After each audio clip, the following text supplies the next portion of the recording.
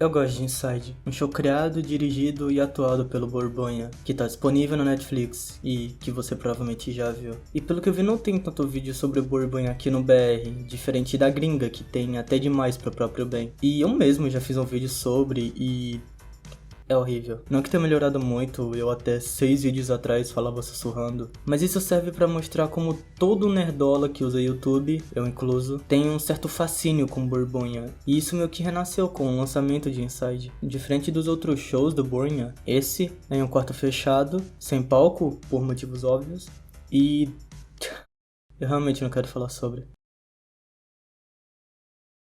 Fazem 4 meses desde o meu último vídeo e 7 desde o meu último bem editado. Isso tá me corroendo. Eu até tenho alguns roteiros prontos. Até tenho um roteiro pronto sobre Inside, que fala sobre como o Borgonha é um artista honesto e verdadeiro, que se importa com o que tá criando, diferente de outros artistas massivamente comercializados, como Justin Bieber. Mas eu não quero falar sobre isso. Faz 7 meses desde o meu último vídeo bem editado. Tem um vídeo de mais ou menos 1 hora que eu tô editando desde julho. E simplesmente nunca vai sair. A ideia talvez sobreviva e eu refaça de uma forma decente, mas do jeito que tá, eu não consigo postar. Acho que esse vídeo é um escape entre essa pressão de postar algo antes do ano acabar e fugir desse projeto que eu já não tenho interesse em terminar. Mas então, por que Borgonha? Porque é algo que eu não quero falar sobre, que já tá sendo discutido há metade de um ano, e se contar a carreira do Borgonha, há uns 3 anos. E eu não sei.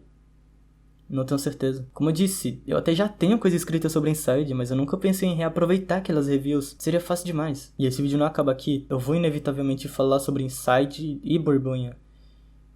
Então por que essa seção do vídeo existe?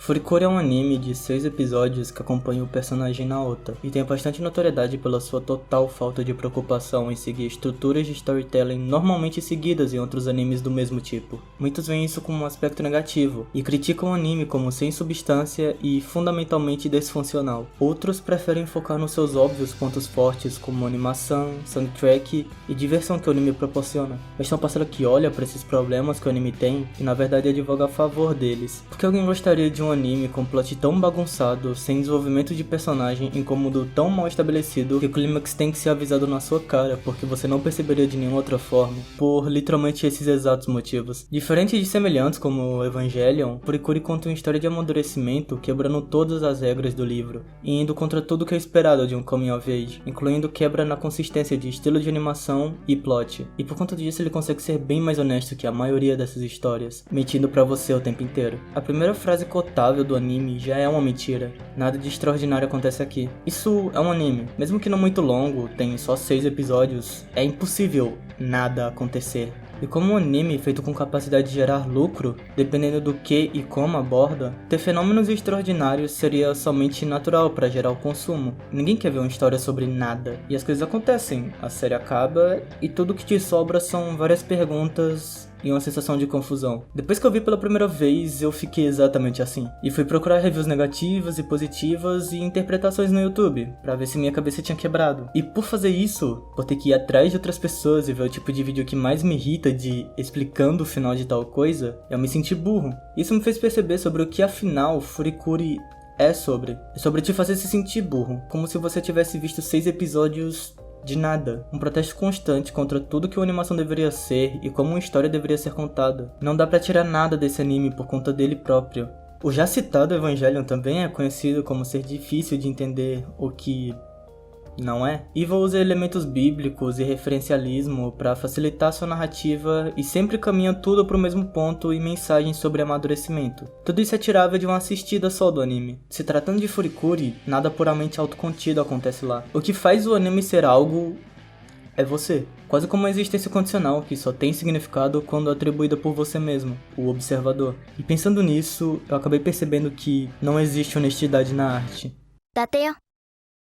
Eu conheço o Borgonha desde 2016, 2017, quando eu vi um tweet do Selbit sobre Make Rap, e como eu era uma cadelinha dele, eu fui assistir. Isso me tornou um adolescente mais prepotente que já pisou na terra. E foi nessa mesma época que eu fiz o tal vídeo sobre ele, que também era sobre o Selbit e a influência visível do Borgonha no trabalho dele. E como eu falei, esse vídeo é uma merda. E até pouco tempo atrás, quando eu vi as reviews que eu tinha escrito sobre o Borgonha, eu achei meio bobo achar que o Borgonha é diferente desse meu artístico que lucra com mentiras, como ele é o único verdadeiro guerreiro solitário milionário, sendo que o próprio Buryan também é rico e faz parte dessa indústria artística. Ele não tentar esconder isso não torna ele honesto. A autoconsciência não livra ninguém de nada. O Buryan é um mentiroso.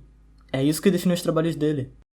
Quando eu falei que Furikuri é uma das melhores histórias sobre amadurecimento justamente por mentir constantemente, eu não expliquei tanto porque seria um bom paralelo com toda a carreira do Buryan. Ambos são autoconscientes de sua situação como obras artísticas e optam por não manter a ilusão por coisas como identificação. Furikuri usa do mesmo cenário que outros shonens somente para desmantelar toda a estrutura e se recusar a seguir as regras desses mundos. Os adultos são idiotas e o protagonista já age como adulto, e ele não é um avatar para as fantasias do telespectador. McRap usa do cenário de stand-up para falar sobre performances por músicas e piadas, e nenhuma das duas tem a intenção de fazer você se identificar com elas. Não é como a história do dia que eu fui no dentista, ou a vez que eu assisti a Annabelle, que qualquer um na audiência poderia se identificar. Não. Se você quer honestidade, vá assistir os outros comediantes.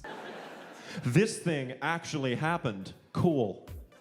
Algo que muitas pessoas não percebem enquanto assistem os shows do Buryan é que ele em estágio é somente um personagem, e não no sentido de personagem criado com estereótipos pra poder ser zoeiro e shitposter, porque você não consegue ser genuinamente engraçado e precisa apelar pra piada fácil tipo feminazi. Não, um genuíno personagem, que existe somente em função de provar que o Buryan não poderia estar ali nem se ele quisesse. Nenhuma pessoa que faz comédia de stand-up consegue, na verdade. Todos eles são mentiras, personas, só acontece que o Bull não liga se você sabe disso ou não. O que faz esses shows tão interessantes de se discutir sobre é sem dúvida a constante consciência que todo segmento carrega, quebrando a fórmula totalmente para evidenciar algo. Toda a arte que você consome é um amontoado de mentiras, afinal, os artistas usam da mentira para revelar a verdade, e isso é doloroso. Autoconsciência é a pior coisa que se pode ter. Eu tô com medo de soar como um tudo é uma mentira, hahaha, vivemos a sociedade. Porque eu vivi em um mundo onde a influência do niilismo é tão grande que acaba ganhando cada vez mais notoriedade entre as gerações jovens, o que acaba tornando shows inteligentes que abordam essas questões muito bem virarem vídeos sededit pra postar nos status. Eu não quero virar isso. Minhas intenções ao falar que a arte é mentira é na verdade mostrar o porquê isso é algo bonito. Mas pra isso eu tenho que falar sobre algo que quem vive nesse meio enfrenta. Alguns chamariam até de o preço de se produzir arte.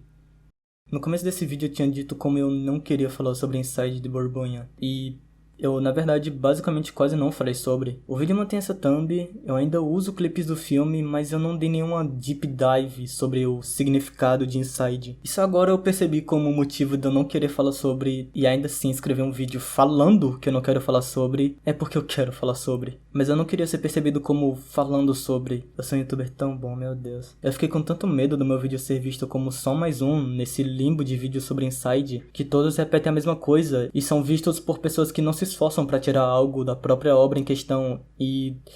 Nossa, quanta prepotência. Eu, há pouco tempo atrás, estava fazendo exatamente isso com Furikuri. Não tem por que ter vergonha de fazer parte desse limbo. Quem se importa se eu tenho algo único pra falar? E mais importante, quem liga se você vê isso e toma pra si verdades que você não tinha percebido antes? É tão bobo se preocupar com isso. Meu protesto por se deixar levar por outras interpretações e vídeos explicando o final de No Way Home 100% atualizado acabaram fazendo eu ser contra quem não tem ideias próprias. Sendo que ninguém tem isso. Toda interpretação é moldada com o passar do tempo. Eu hoje olho pra Inside e tiro algo diferente da primeira vez que eu vi. E se um vídeo me fez perceber essas coisas, quem liga? Continua sendo uma verdade minha. Então, aqui estou eu, fazendo um vídeo sobre Inside. Eu podia ter falado só dos outros trabalhos do Bull, mas a thumb continua essa. É porque Inside faz algo diferente. Não por ser no quarto fechado, não por ter risadas, não por ser niilista, mas por ser tudo. Algo que já existia antes no trabalho de Bull, mas Inside faz questão de dar mais destaque, é a dor de se produzir arte.